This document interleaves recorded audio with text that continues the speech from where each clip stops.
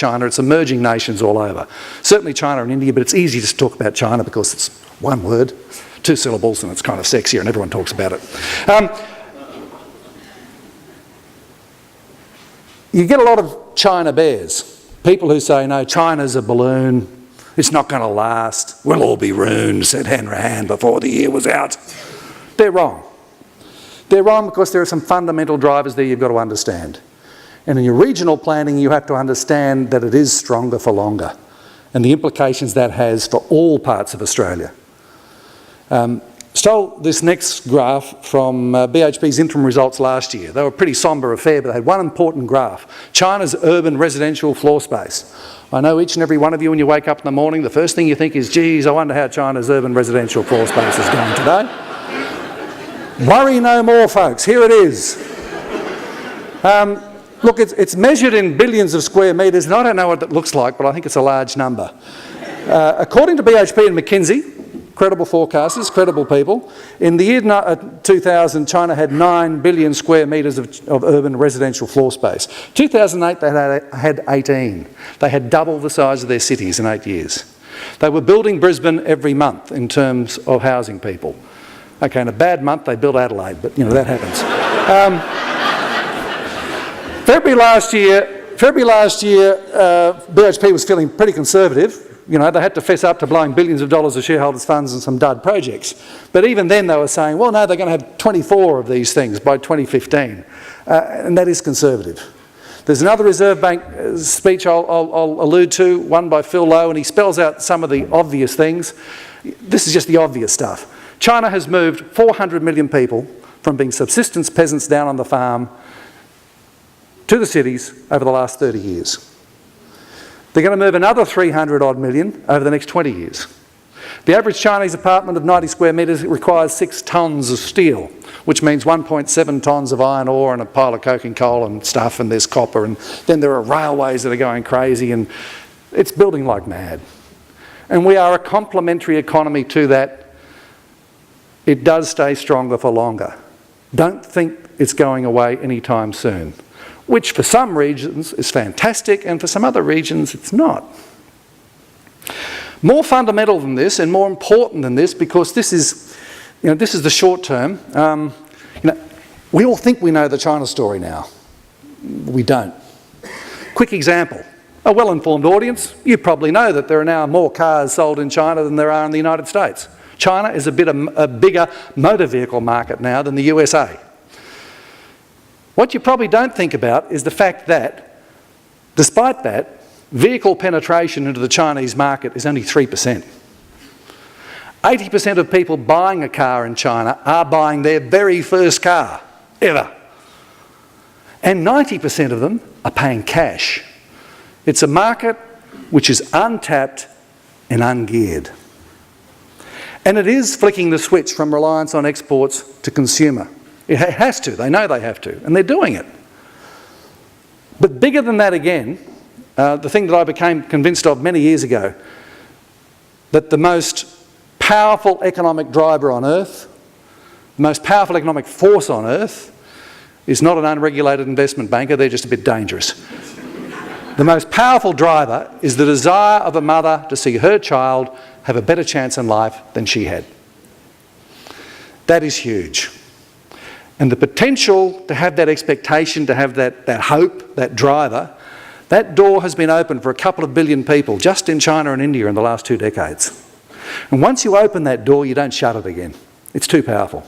You still get your booms and busts and stupidities and wars and plagues and stuff that we do, but that fundamental driver is in place.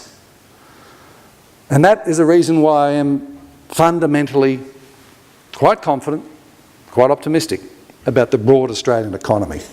But you're thinking, hang on, we haven't got an iron ore mine in our backyard, or even a coking coal mine. This is just an example of what we overlook. This graph was tucked away in the budget papers in May. What the Treasury thinks we'll be spending capital expenditure on LNG out to 2015. We all know about the Gorgon project. Oh, it's a $50 billion project. Yeah, we've got a few of them. The coal seam gas projects on the east coast of Australia add up to another Gorgon. Treasury reckons we'll double our engineering construction investment. Huge money. And it's everywhere. Again, it's a Reserve Bank line. The mines, the big iron ore mines, might be in the Pilbara, but the headquarters are in Melbourne, and the services to the headquarters can be anywhere, and increasingly are. One quick slide. This is the only evidence of a genuine downsizing of Australian mining during the resources rent tax things. When the CEOs were telling Canberra they were going to not develop anything, the CFOs were quietly telling the Australian Bureau of Statistics they're going to invest with their ears pinned back. And that's the truth. It's across the board. I was at a resources industry human resources conference late last year, and they were talking about flying 29,000 people a week from the east coast to the northwest. Work moves in a way it's never moved before. Everyone has a chance to be part of it. But where's growth? Against Treasury graph. Sure, business investment is big, and a lot of this bit here out in 2011-12 is resource in why I'll never leave home and I'll never be able to retire. And it's also another great backstop to our economy. Unlike the United States and Ireland and Spain and everywhere else, we didn't overbuild. There is a ridiculous debate about the Australian housing bubble, which is too tedious to get into, and it's largely nonsense. Yes, housing's expensive, but we haven't got a bubble. Westpac had a contribution to that yesterday, pointing how stupid it is, that whole debate. The reality is we have underbuilt, we have pent-up demand, which is a great thing to have in store in an economy. Because if you need to tap into it, if you can get the right federal, state and local government policies, and we don't have them, you can stimulate demand pretty quickly. Infrastructure is really good, and we all need infrastructure. But gee, it's a lot of big machines, and most of the money seems to end up, well, it used to end up in Wal King's back pocket at Leighton's. You're building housing, you're employing a lot of tradies, they spread the money around, people move into a new home, they want new carpet, new white goods, the retailers get a share, everyone gets a good feed out of it. And it's still there for us. But it works another way too. It works in a particular way for regions. With the greater portability of work, once you get a housing bubble begin to, too much pricing in the centre, it ripples out beautifully. Melbourne goes crazy and has a 20% rise in housing last year. What happens? Tasmanian housing, demand for it picks up. They start building houses in Hobart. People move there. Sydney becomes too expensive, what happens? Sydney has provided a lot of the growth spurt in southeast Queensland over the last decade. Not so much now, but over the last decade. And similarly, that arbitrage of housing ripples out through the regions of New South Wales. There's a terrible danger for people, for regions, to underestimate the creativity of people and the wonderful thing that is market forces. Market forces create opportunities. If you've got a whole pile of unemployed people, that's fantastic, as long as they are employable, of course. That's a resource. If you've got cheap housing, relatively speaking, that's not a reason to whinge about my house didn't go up as much as my brother's in Sydney. That's an opportunity. It's another resource. The second big lie I want to get to. I really want to get to the third one, but I've got to get through the second one first.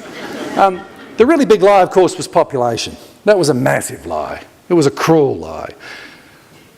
Immigration is a word that brings out the very worst in our politicians on both sides, a race to the bottom, dog whistling and the rest of it. Instead of being proud of our immigration record, instead of acknowledging the fact that it's immigration that's allowed us to grow and will continue to allow us to grow, and if we did try to stop immigration in its tracks, we'd have inflation going through the roof, the Reserve Bank would be killing us and we'd be in a recession. The official immigration program for this year, 168,700. This is from the Department of Immigration's press release on budget night. And of course it's not true. Any Kiwis in the room? Yeah, we're going to get you tomorrow night in Hong Kong. All right? Remember you heard it here. According to the ABS, you're not here. You're not part of these figures.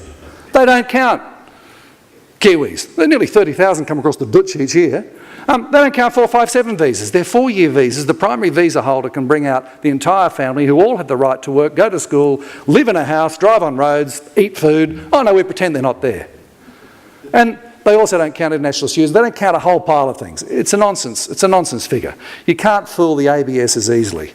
The most recent figures on a population was for the year to March 31. Net migration in that year was 241,400. Population growth of 403,100. Growth of 1.8%. You remember in the election program, Tony Abbott was running around saying we had net migration of 300,000. He was lying.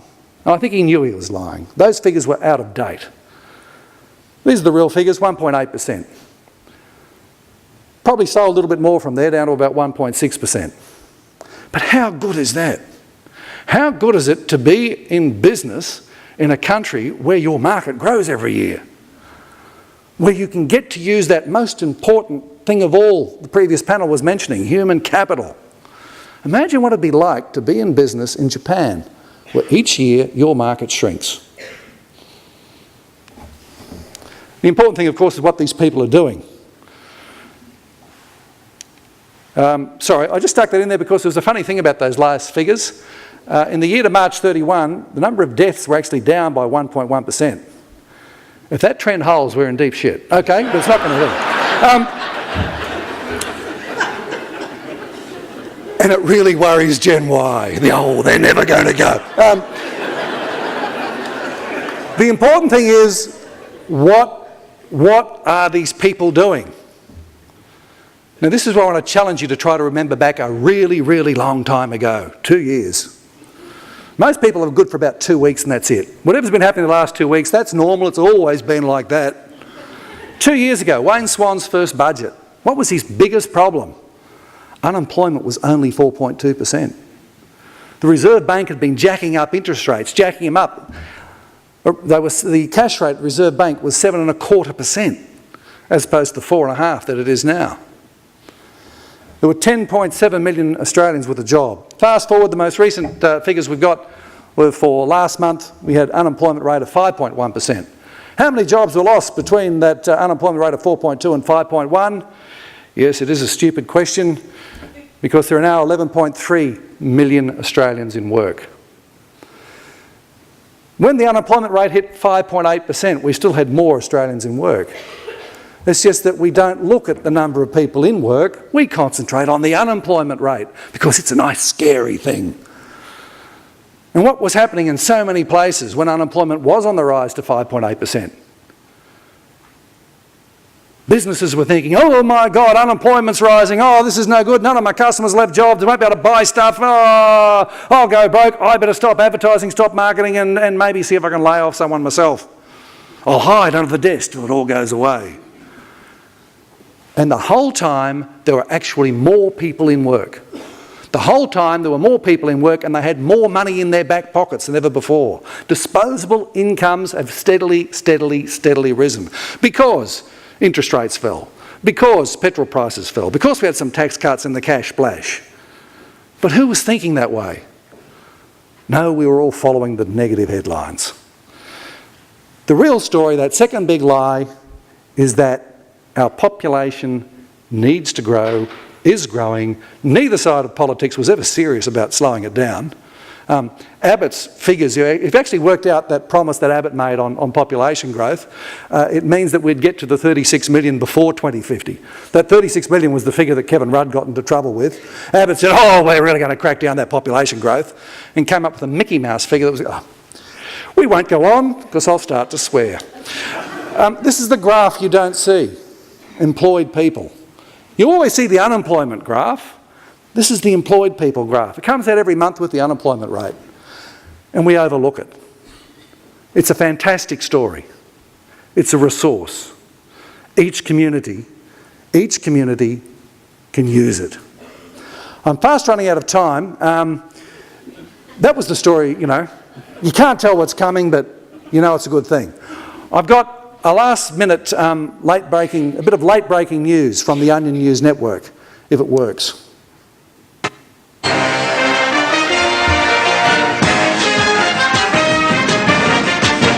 A new report from the Department of Labor finds an increasing number of American workers are outsourcing their jobs. For more on this crucial issue, let's go to Joshua Russell